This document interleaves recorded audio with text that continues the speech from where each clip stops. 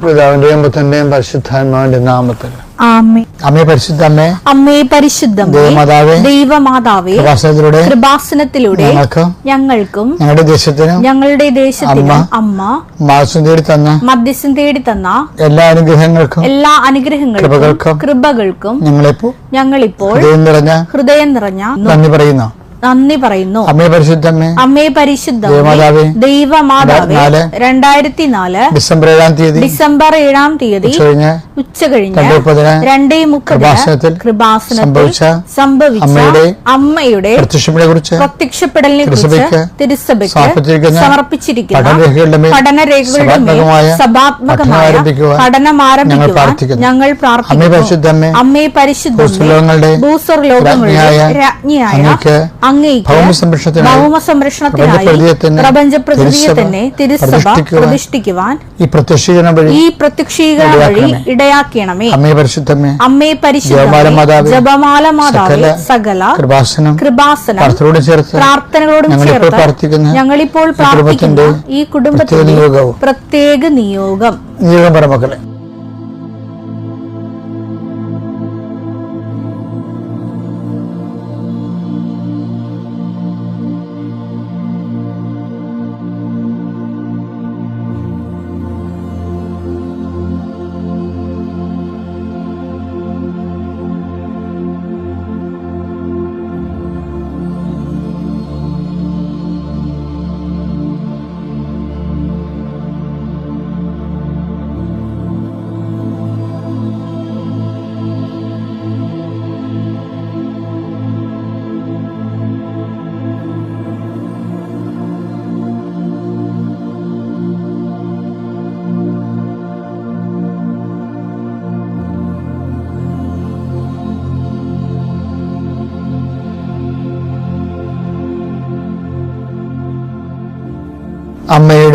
അമ്മയുടെ പ്രത്യക്ഷീകരണത്തിന്റെ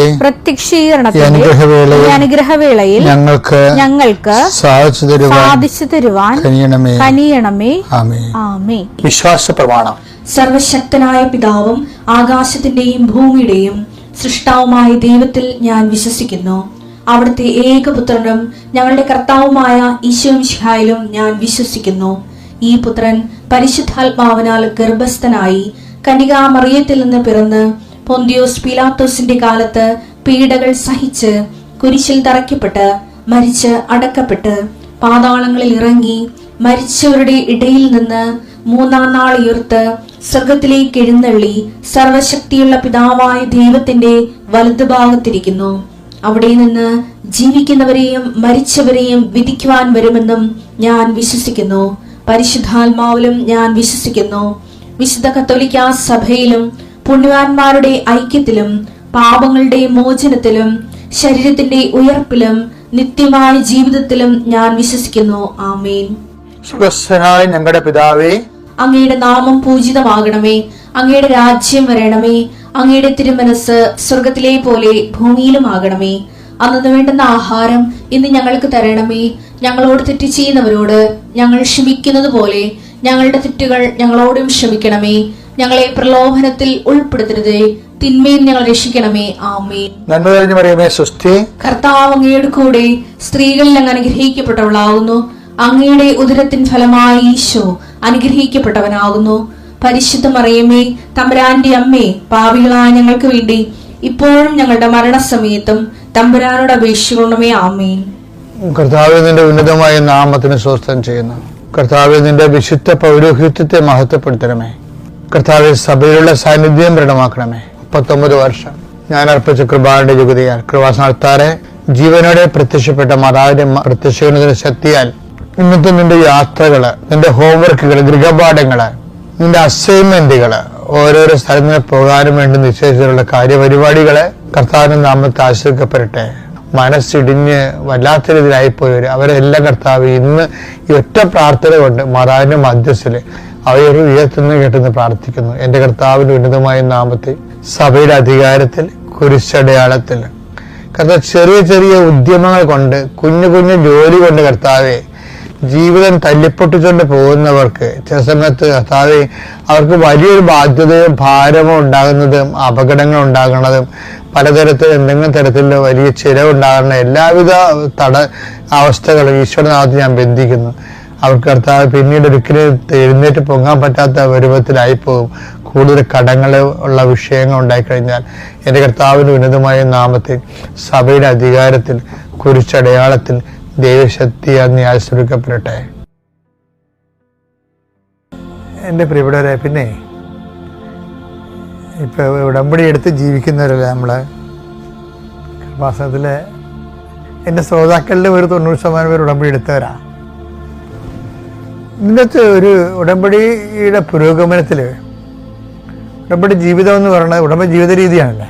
ഇത് പുരോഗമിക്കുമ്പോൾ നമ്മൾ എപ്പോഴും നമ്മൾ ശ്രദ്ധിക്കണം. നിങ്ങൾ വിളിയും തിരഞ്ഞെടുപ്പും ഉറപ്പിക്കുന്നതിൽ ഉത്സാഹം പ്രാപിക്കണം. ഇപ്പം ചില ആൾക്കാർക്ക് വിളിയും തിരഞ്ഞെടുപ്പും ഇപ്പം 3 പുതുക്കിയാലും ആ വിളിയും തിരഞ്ഞെടുപ്പും ഉറക്കത്തില്ല. കാര്യം എന്താണ്? അവർക്ക് ഉത്സാഹം ഇല്ലാത്തത് കൊണ്ടാണ്. കാര്യം ദൈവമായിട്ട് ഇടപാടിനൊക്കെ നമുക്ക് വേണ്ട ഉത്സാഹമാണ്. 2:10 ആകയാൽ സഹോദരങ്ങളെ നിങ്ങളുടെ വിളിയും തിരഞ്ഞെടുപ്പും ഉറപ്പിക്കുന്നതിൽ കൂടുതൽ ഉത്സാഹമുള്ളവരായിരിക്കുവിൻ. ഇങ്ങനെ ചെയ്താൽ ഒരിക്കലും നിങ്ങൾ വീണു പോവുകയില്ല. ഉടമ്പടി പുതുക്കുമ്പോഴൊക്കെ നമുക്ക് വേണ്ടത് ഉത്സാഹമാണ്. നമുക്ക് നമ്മുടെ കാര്യങ്ങളെ സമയത്ത് നടക്കാതിരിക്കുമ്പോഴാണ് നമുക്ക് ഇരട്ടി ഉത്സാഹം വേണ്ടത്. എന്താ കാരണം വെച്ച് കഴിഞ്ഞാൽ നമ്മൾ കാര്യങ്ങൾ നടന്നത് കൊണ്ടല്ല നമ്മൾ ഉത്സാഹം കാണിക്കണമെന്ന് ദൈവത്തിന് തോന്നരുത്. കാര്യങ്ങൾ നടക്കണില്ല. ചില കാര്യങ്ങൾ നടക്കുന്നതിന് അതിൻ്റെ ടൈം എടുക്കത്തില്ലേ. ഇപ്പം കാര്യം നടക്കണില്ല. കാര്യം നടന്നിട്ട് ഉത്സാഹം കാണിച്ചാൽ അതിൻ്റെ പേരുള്ള ഉത്സാഹമാണെന്ന് തോന്നിപ്പോകും. അങ്ങനെയല്ല. കാര്യം നടക്കണില്ല. നിന്റെ പ്രാർത്ഥന കേൾക്കണില്ല. പ്രാർത്ഥന കേൾക്കാതെ ലാഗ് ചെയ്യുന്ന കാലത്ത് നീ ഇരട്ടി ഉത്സാഹം കാണിക്കണം. അപ്പോഴെന്ത് സംഭവിക്കും? അപ്പോഴും 2:10 അനുസരിച്ചുകൊണ്ട് വിളിയും തിരഞ്ഞെടുപ്പും ഉറപ്പിക്കപ്പെടും. പിടിയില്ലേ? അപ്പം വിളി ഉറപ്പിക്കണം, തിരഞ്ഞെടുപ്പ് ഉറപ്പിക്കണം. അതിനുള്ള എളുപ്പമാർഗം എന്താ? ഉത്സാഹം കാണിക്കാൻ സാധ്യതയില്ല സമയത്ത്, പ്രത്യേകിച്ച് പ്രാർത്ഥന കേൾക്കാത്ത നെഗറ്റീവ് സാഹചര്യങ്ങളിൽ കൂടുതൽ ഉത്സാഹം കാണിക്കണം. ഇങ്ങോട്ടത്തെ പോയിന്റ് ക്ലിയർ അല്ലേ?